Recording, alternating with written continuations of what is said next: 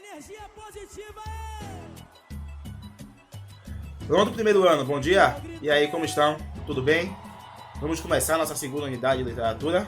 Podemos? Vamos lá, hein? Assunto novo, segunda unidade. Humanismo, página 52. Abra o módulo de vocês e vamos começar, hein, pessoal? Depois que acaba o trovadorismo, nós temos o humanismo. É outro momento da literatura.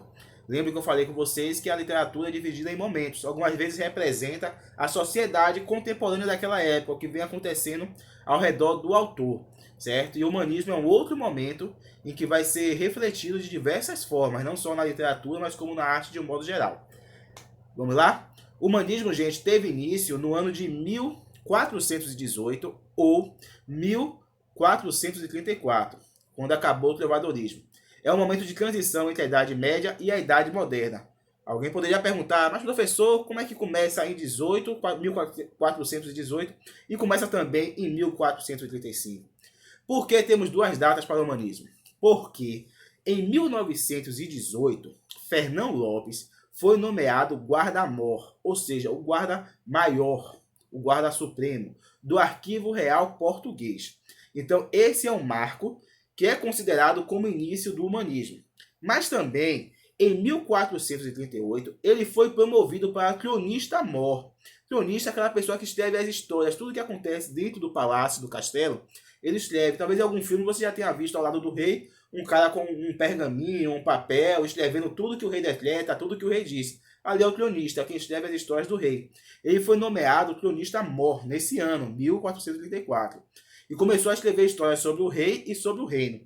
Então esses dois momentos são muito importantes dentro da história do humanismo. Então, para alguns, a partir do momento que ele foi promovido a guarda-mor, já é o marco do humanismo. Para outros, o marco do humanismo é quando ele é nomeado cronista-mor. Então nós temos essas duas datas por isso, tá bom? O que acontece no humanismo em termos de poesia? Em termos de poesia, pessoal, a poesia passa a ser separada da música. É um ponto importante. Porque nós estudamos na unidade anterior que no trovadorismo tínhamos a cantiga. Por que a cantiga? Já sabe aí, né? Porque era feita musicalizada, ou seja, quando o autor ia contar a sua cantiga, era um canto, na verdade, acompanhado de algum instrumento musical. Por isso que era cantiga. Já no humanismo acaba isso. A música vai para um lado, a poesia vai para o outro, eles se separam. Então é um marco importante na modificação da poesia em relação ao trovadorismo, tá bom? No humanismo também apresenta uma mudança de ideologia e pensamento dentro da sociedade. Isso repercute em todas as artes. Que mudança é essa? O que é que muda na cabeça do ser humano? Muda aqui anteriormente, a ideia principal é a chamada de teocentrismo. Teo significa Deus, centrismo, centro. Ou seja, Deus ficava como termo mais importante dentro da sociedade. Humanismo, por isso esse nome humanismo, o ser humano, o homem, começa a ganhar um destaque. O pensamento, a filosofia, a ciência começa a ter uma importância reconhecida dentro da sociedade. Aí o pensamento teocentrista, que eu acabei de falar, é meio que substituído e entra em conflito com o antropocentrismo, que significa homem no centro. Antropo-homem, centrismo, como já disse, centro. Então essa mudança de pensamento culmina numa mudança artística e literária também, certo? Essa é a grande mudança das concepções ideológicas do trovadorismo para o humanismo.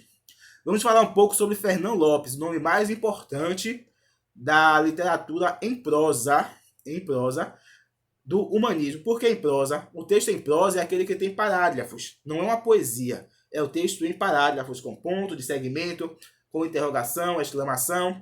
Um texto normal, semelhante à redação que você faz. Aquilo ali é um texto em prosa, tá bom? Existe também a poesia, lógico.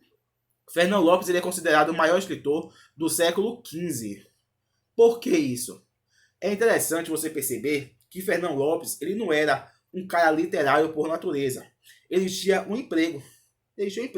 O emprego dele era ser cronista, escrever as histórias do rei.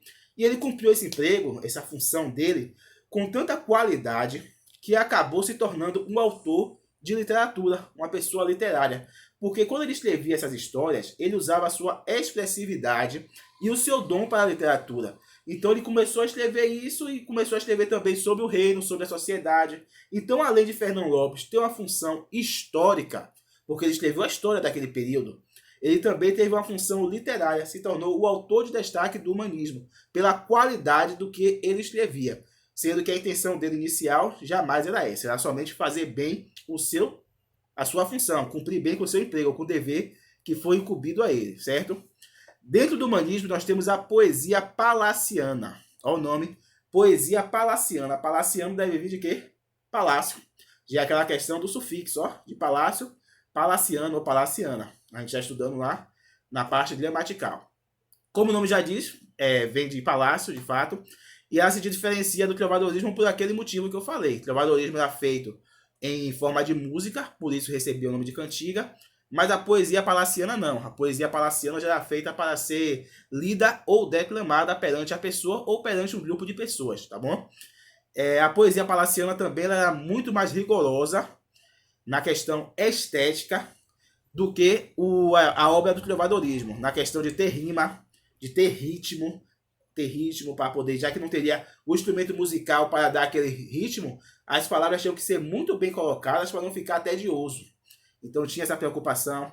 Também tem o uso de figuras de linguagem que torna a obra um pouco mais complexa, e muitos outros requintes literários que foram utilizados na poesia palaciana e que no trovadorismo não tinha.